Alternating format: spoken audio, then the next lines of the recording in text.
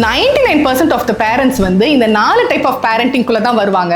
அதாவது bulldozer, train, hen and turtle parenting. மோஸ்டா எல்லா பேரண்ட்ஸுமே அவங்க குழந்தைங்களுக்கு அவங்க கேட்கறதெல்லாம் வாங்கி தரணும், அவங்கள ஹாப்பியா வச்சுக்கணும், நம்ம குழந்தைங்களுக்கு பெஸ்ட் மட்டும் தான் கொடுக்கணும் அப்படின்னு நினைக்கிறாங்க. பட் சில சமயம் நம்ம காட்டுற அன்பா இருக்கட்டும், பாசம், ஸ்ட்ரிக்ட்னஸ், இது எல்லாமே அந்த குழந்தையோட ஃபியூச்சருக்கு எப்படி இம்பாக்ட் ஆகுதுன்னு புரியாமே இதெல்லாம் பண்ணிட்டு இருக்காங்க. ஸோ இன்னைக்கு வீடியோல நான் 4 டைப் ஆஃப் பேரண்டிங்கை பத்தி சொல்லியிருக்கேன். அண்ட் எது ideal and best parenting type சொல்லியிருக்கேன். சோ இத பத்திலாம் தெரிஞ்சுக்கிறதுக்கு இந்த வீடியோவை ஸ்கிப் பண்ணாம ஃபுல்லா பாருங்க. சோ இந்த மாதிரி பேரண்டிங் அண்ட் மாண்டசரி கான்டென்ட்க்கு லேர்ன் வித் ரஞ்சிதா சேனலை சப்ஸ்கிரைப் பண்ணிக்கோங்க.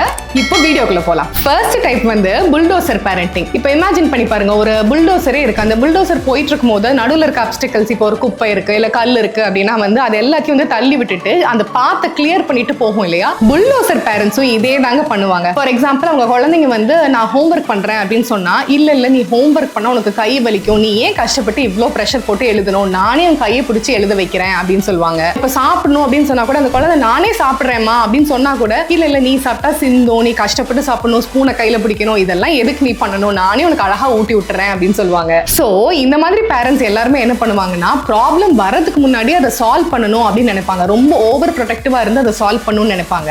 இந்த மாதிரி சிச்சுவேஷன்ஸை நீங்களும் எக்ஸ்பீரியன்ஸ் பண்ணிருக்கீங்களா இல்லையா அப்படின்னு சொல்லி கமெண்ட்ல சொல்லுங்க. இப்போ சந்தோஷ் சுப்ரமணியம் படத்திலே பாத்தீங்கன்னா பிரகாஷ் ராஜ் வந்து ஜெயம் ரவிக்கு எந்த ஒரு ப்ராப்ளமே வராம ரொம்ப ஓவர் ப்ரொடெக்டிவா ஒரு விஷயமும் வந்து அவங்க அப்பாவே பண்ணிட்டே இருப்பாங்க. ஃபார் எக்ஸாம்பிள் ஒரு கேரமே விளையாடணும் அப்படின்னா கூட இல்ல நான் சொல்லித்தரேன், நான் சொல்ற மாதிரி நீ பாக்கெட் பண்ணினாதான் அது கரெக்டா ரீச் ஆகும்னு அவங்க கையை பிடிச்சு பண்றது தான் புல்டோசர் பேரண்டிங். சோ இந்த டைப் ஆஃப் பேரண்டிங்க்கு அட்வான்டேஜஸும் இருக்கு, டிஸ்அட்வான்டேஜஸும் இருக்கு. அட்வான்டேஜ் என்னன்னு பாத்தீங்கன்னா குழந்தைங்க ரொம்பவே சேஃபா ப்ரொடெக்டடா ஃபீல் பண்ணுவாங்க. இதே டிஸ்அட்வான்டேஜ் பாத்தீங்கன்னா வந்து குழந்தைங்களுக்கு வந்து ஒரு டெசிஷன் மேக்கிங் ஸ்கில் இருக்காது, ப்ராப்ளம் சால்விங் ஸ்கில் இருக்காது. ஏன்னா அவங்க எல்லாத்துக்குமே அவங்க அப்பாவையோ இல்லாட்டி அம்மாவையோ டிபெண்ட் பண்ணியே இருக்கிறனால எந்த ஒரு சின்ன ப்ராப்ளம் வந்தாலும் ஐயோ அம்மா இல்லையா அப்பா இல்லையா அப்படின்னு சொல்லி யோசிச்சுட்டே இருக்கிறனால அவங்களுக்கு டெசிஷன் மேக்கிங் ஸ்கில் ரொம்பவே கம்மியா தான் இருக்கும். சோ உங்க குழந்தைங்க கஷ்டமே படாம வளரணும் அப்படின்னு நீங்க நினைச்சீங்கன்னா நீங்க புல்டோசர் பேரண்டிங் தான் பண்ணிட்டு இருக்கீங்க. நெக்ஸ்ட் பேரண்டிங் பாத்தீங்கன்னா ட்ரெயின் பேரண்டிங். இப்போ நம்ம ஊருக்குலாம் போகும்போது ட்ரெயின்ல போவோம் இல்லையா? இப்போ ட்ரெயின் பாத்தீங்கன்னா ஒரே ட்ராக்ல வந்து கரெக்டா போகும், லெஃப்ட்டும் போகாது ரைட்டும் போகாது, ஃபிக்ஸ்டா போயிட்டே இருக்கும். இதே மாதிரி தான் வந்து பேரண்ட்ஸும் வந்து நான் சொல்றது மட்டும் தான் நீ கேட்கணும் அப்படின்னு சொல்லி ரொம்பவே ரிஜிடா ஃபிக்ஸ்டா இருப்பாங்க. இப்போ சர்க்கஸ்லயே பாத்தீங்கன்னா எப்படி எலிஃபென்ட், லயன் இது எல்லாத்தையும் வந்து நல்லா ட்ரெயின் பண்ணி நான் சொல்றதை மட்டும் தான் கேட்கணும் அப்படின்னு அந்த மாஸ்டர் சொல்றாரோ, இதே தான் இந்த டைப் ஆஃப் பேரண்டிங் பண்றவங்க பண்றாங்க. இப்போ ஒரு குழந்தையோட கெரியரா இருக்கட்டும் இல்ல ஹாபிஸா இருக்கட்டும், ஏன் லைஃப் ஸ்டைலே இருக்கட்டுமே, அது கூட ப்ரீ டிசைன்டாவே இருக்கும். இப்போ நண்பன் மூவி பார்த்திருக்கீங்களா? நண்பன் மூவில எப்படி அந்த ஒரு குழந்தை பிறந்த உடனே என் பையன் இன்ஜினியர் தான் ஆகணும் இல்ல என் பையன் டாக்டர் தான் ஆகணும் அப்படின்னு சொல்லி ஸ்ட்ரிக்டா வந்து அவங்க பார்த்தே டிசைட் பண்ணி வச்சிருக்காங்க. இதே மாதிரி தான் அப்பா மூவிலையும் வந்து தம்பி ரம்யா வந்து அவங்க பையன்கிட்ட வந்து நீ இந்த ஸ்கூல்ல தான் படிக்கணும், இந்த காலேஜ் தான் போகணும், கண்டிப்பா ஸ்ட்ரெயிட் ஃபர்ஸ்ட் தான் வாங்கணும் அப்படின்னு சொல்லி ரொம்பவே ஸ்ட்ரிக்டா எல்லாமே ப்ரீ டிசைடா வச்சிருப்பாங்க. இந்த டைப் ஆஃப் பேரண்டிங்கோட அட்வான்டேஜ் என்னன்னு பாத்தீங்கன்னா குழந்தைங்க ரொம்பவே டிசிப்ளின்டாவும் ஸ்ட்ரக்சர்டாவும் இருப்பாங்க. ஆனா இதே பேரண்டிங்கோட டிஸ்அட்வான்டேஜ் என்னன்னு பாத்தீங்கன்னா குழந்தைங்களுக்கு அவங்களோட ரியல் லைஃப்ல என்ன இன்ட்ரெஸ்ட்னே வந்து கண்டுபிடிச்சு அதை எக்ஸ்ப்ளோர் பண்ணவே முடியாதனால, ஃபார் எக்ஸாம்பிளுக்கு அவங்களுக்கு மேபி டான்சிங் ரொம்ப பிடிக்கலாம், இல்லாட்டி வந்து பெயிண்டிங் ரொம்ப பிடிக்கலாம், அதெல்லாம் எக்ஸ்ப்ளோர் பண்ண முடியாமையே போயிருது. சோ கிட்ஸோட இண்டிபெண்டன்ஸ், கிரியேட்டிவிட்டி, ரெசிலியன்ஸ் இது எல்லாமே வந்து வீக் ஆயிரும். இது மாதிரி உங்க பேரண்ட்ஸும் உங்களுக்கு பண்ணிருக்காங்களா இல்லையா அப்படின்னு சொல்லிட்டு கமெண்ட்ல மென்ஷன் பண்ணுங்க. Next hen parenting. இப்போ ஹென் எப்படி அதோட சிக்ஸை வந்து ரொம்ப ஓவர் ப்ரொடெக்டிவா நல்லா பாத்துக்குதோ அதே மாதிரி தான் பேரண்ட்ஸ் வந்து உங்க குழந்தைங்களை வந்து ரொம்ப பொத்தி பொத்தி வளர்ப்பாங்க. ரொம்ப ஓவர் ப்ரொடெக்டிவா நிறைய பாசம், பேம்பரிங் இதெல்லாம் கொடுத்து வளர்ப்பாங்க. இப்போ அபிமன்யு படம் பாத்தீங்கன்னா இதுல த்ரிஷா வந்து எனக்கு சைக்கிள் வேணும்னு பயங்கரமா அடம் பிடிப்பாங்க. உடனே பிரகாஷ் ராஜ் வந்து இல்ல நீ சைக்கிள்ல போனா விழுந்துருவேன், நானே கார்ல டிராப் பண்றேன்னு சொல்லுவாங்க. அதெல்லாம் கேட்காம கடைசியில் சைக்கிளும் வாங்கி கொடுத்துட்டு பின்னாடியே கார்ல போய் எவ்வளவு ப்ரொடெக்டிவா இருக்காங்களோ இந்த ஹென் பேரண்டிங் பண்றவங்க இதே மாதிரி ஓவர் ப்ரொடெக்டிவா இருப்பாங்க. ஆக்சுவலா இந்த மாதிரி ஓவர் ப்ரொடெக்டிவா ரொம்பவே பாசம் கொடுத்து ரொம்ப பொத்தி பொத்தி வளர்க்கறது நல்லதுதான். ஆனா இந்த மாதிரி இருக்க குழந்தைங்களுக்கு பாத்தீங்கன்னா அவங்களுக்கு ரொம்பவே செல்ஃப் கான்பிடன்ஸ் ரொம்ப கம்மியா இருக்கும். ஏன்னா அவங்க லைஃப்லயே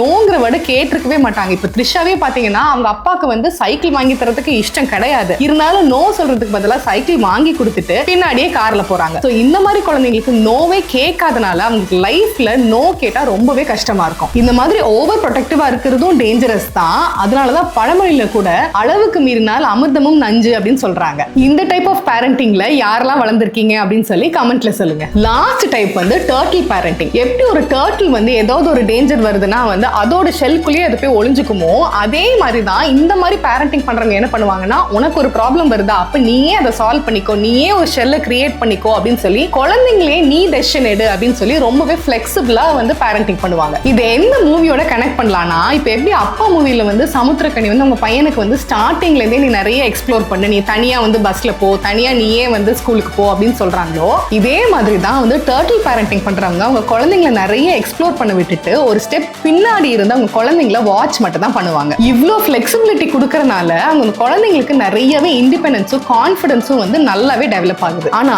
ரொம்பவும் ஸ்டெப் பேக் பண்ணிட்டீங்கன்னா குழந்தைங்களுக்கு ஐயோ நம்மள யாருமே சப்போர்ட் பண்ணலையே, நம்ம தனியாயிட்டுமே அப்படிங்கிற ஒரு ஃபீலும் வந்துடும். ஸோ டர்ட்டில் பேரண்டிங் பண்றதுக்கு ஒரு கரெக்டான பேலன்ஸ் இருக்கணும். எந்த இடத்துல நிறைய ஸ்பேஸ் கொடுக்கணும், எந்த இடத்துல உங்களுக்கு சப்போர்ட் தேவைப்படும் போது நம்ம போய் ஹெல்ப் பண்ணணும் அப்படிங்கறத நம்ம நல்லாவே அண்டர்ஸ்டாண்ட் பண்ணிக்கணும். நீங்க இந்த பேரண்டிங் மெத்தடை உங்க கிட்ஸுக்கு அடாப்ட் பண்ணுவீங்களா மாட்டீங்களா அப்படின்னு சொல்லி கமெண்ட்ல சொல்லுங்க. என்னதான் இந்த மாதிரி நிறைய டைப் ஆஃப் பேரண்டிங் இருந்தாலும் எது ஐடியல் டைப் ஆஃப் பேரண்டிங் அப்படின்னு தெரிஞ்சுக்கிறதுக்கு ஒரு குட்டி ஸ்டோரி சொல்றேன். இப்போ ஒரு ஈகிளுக்கு ஒரு குழந்தை பிறந்தோடனே அந்த குழந்தைக்கு ஒரு நெஸ்ட் செய்யும். அந்த நெஸ்ட் எப்படி இருக்கும்னா வந்து ஃபர்ஸ்ட் லேயர் வந்து ரொம்பவே சாஃப்டா ரொம்ப கம்ஃபர்ட் இருக்க மாதிரி ஃபெதர்ஸ் எல்லாம் போட்டு வச்சிருக்கோம். அப்போ அந்த ஈகிளோட பேபிக்கு வந்து ரொம்ப கம்ஃபர்டபுளா இருக்கும். அதே பேபி வந்து கொஞ்சம் வளர்ந்ததுக்கு அப்புறம் என்ன பண்ணுவோம்னா அந்த ஃபெதர்ஸ் எல்லாம் எடுத்துட்டு கீழே வந்து நிறைய தான்ஸ் நிறைய முள்ளெல்லாம் இருக்கிற மாதிரி ஒரு லேயர் போட்டு வச்சிருக்கோம். அப்பதான் அந்த பேபிக்கு வந்து ஒரு டிஸ்கம்ஃபர்ட் வந்துட்டு அது பறக்கணும் அப்படின்னு சொல்லி அந்த ரெஸ்பான்சிபிலிட்டிக்கு அது போக ஆரம்பிக்கும். இதே தான் நம்ம பேரண்டிங்லயும் பண்ணணும். ஒரு குழந்தை பிறந்ததுக்கு அப்புறம் ஃபர்ஸ்ட் இனிஷியல் டேஸ்ல வந்து நிறைய பேம்பரிங் கொடுக்கணும், நிறைய கம்ஃபர்ட் கொடுக்கணும், பிரஸ்ட் ஃபீட் பண்ணணும், அவங்க நல்ல கம்ஃபர்ட்டா வச்சுக்கிறது நம்ம கையிலேயே வச்சுக்கலாம், இது எல்லாமே பண்ணலாம். பட் ஆஃப்டர் ஃபியூ மந்த்ஸ் வந்து நம்ம என்ன பண்ணணும்னா வந்து கொஞ்சம் டிஸ்கம்ஃபர்ட் கொடுக்க ஆரம்பிக்கணும். அப்பதான் குழந்தைங்க அடுத்த ஸ்டேஜ் அதாவது கிராலிங் வாக்கிங் இதுக்கு எல்லாமே போக ஆரம்பிப்பாங்க.